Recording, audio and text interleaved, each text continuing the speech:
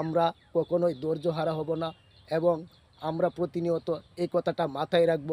আমরা এই অনলাইন জগৎ থেকে আজ না হোক কাল সফল হয়ে তারপর এই বড় পরিবারে যেইভাবে আজ লক্ষ লক্ষ লাইক কমেন্ট এবং ভিউজ আসতেছে, যেন আপনার আমার পরিবারেও একদিন এমন lakh lakh like comment views আসে।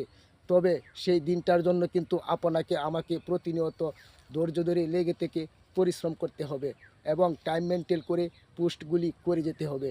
পাশাপাশি অন্যদের পরিবারে সময় দিতে হবে এবং আপনাকে আমাকে প্রতিনিয়ত ভালো ভালো কন্টেন্ট তৈরি করে আপলোড করতে হবে, যেন আপনার আমার কন্টেন্ট থেকে মানুষ কিছু শিখতে পারে এবং জানতে পারে। আজ দেখতেছেন অনেক বড় বড় পরিবার হয়ে গেছে, যারা নাকি একটি পোস্ট করলে মিনিটের ভিতরে হাজার হাজার কমেন্টের বন্যা বসে যায় এবং ভিউজ চলে আসে।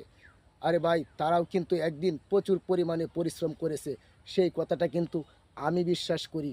কারণ আমি যেই থেকে এই অনলাইন জগতে কাজ করে যাচ্ছি, সেটা আমি অনুভব করতে পেরেছি যে এই অনলাইন জগতেও প্রতিনিয়ত ধৈর্যের পরীক্ষা দিতে হয় এবং এই অনলাইন জগতেও প্রতিনিয়ত লেগে থেকে পরিশ্রম করতে হয়।